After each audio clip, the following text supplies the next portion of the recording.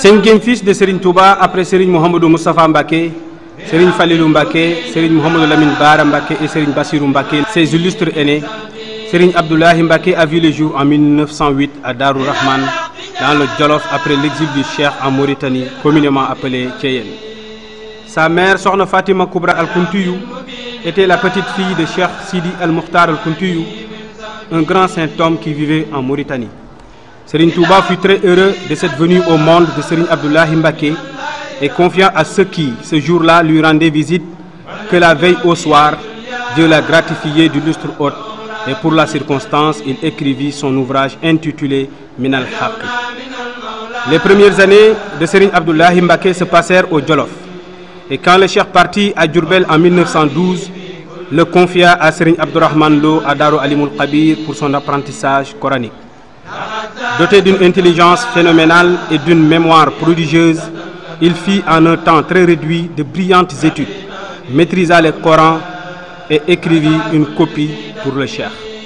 Depuis Diourbel, Serigne Touba s'enquérait régulièrement des nouvelles de son fils, l'appelait quelquefois tout seul pour lui parler. Par la suite, Serigne Touba lui fit poursuivre ses études auprès de son cousin Serigne Mbacké Kani Bousso, puis auprès de son frère cadet Serigne Afia Mbacké, et enfin il le fit séjourner chez Serigne Mame Thierno Mbacké Ibra Fati pour poursuivre ses études. Serigne Touba a aussi instruit Serigne Abdoulahi Mbacké. Il l'a exercé au travail et aux écrits. Et un jour, après qu'il se fut acquitté de la rédaction des importants écrits que son père lui avait confiés, Serigne Touba s'en réjouit grandement, remercia Dieu et de sa propre plume écrivit ces mots mémorables. J'ai personnellement écrit ceci de ma main droite. À Diourbel, près de son vénéré père, Serigne Abdoulahi Mbacké apprit beaucoup, diversifia ses connaissances, s'éprouva au travail et fit montre des qualités les plus honorables. Intelligent et cultivé, courageux et généreux, il n'a cessé de séduire son entourage. Très tôt, il a cherché à marquer son existence de son sceau personnel et en 1930, il fonda à quelques kilomètres de Touba son village qu'il baptisa Darou Rahman du nom du lieu où il vit le jour.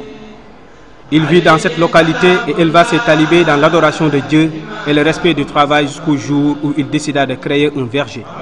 Ce jardin, appelé Deur, paraissait surprenant sur ces terres habituées à produire du mil, du niébé, du sorgho, etc. Mais les marabouts réservaient une surprise de taille.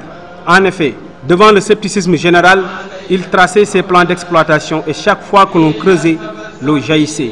Et sur cette terre, dans une exploitation de 25 km², ils cultivaient toutes les variétés d'arbres et de légumes, et de telle sorte qu'en allant au champ, on n'emportait que de l'huile et du bois de chauffe pour faire le repas. Entre 1940 et 1945, outre les légumes, le riz permit des récoltes de 500 à 600 tonnes, et toute la nourriture s'en trouva assurée par ce verger. Et lors du récolte, les gens affluaient de partout et dans le lac du verger proliféraient des poissons.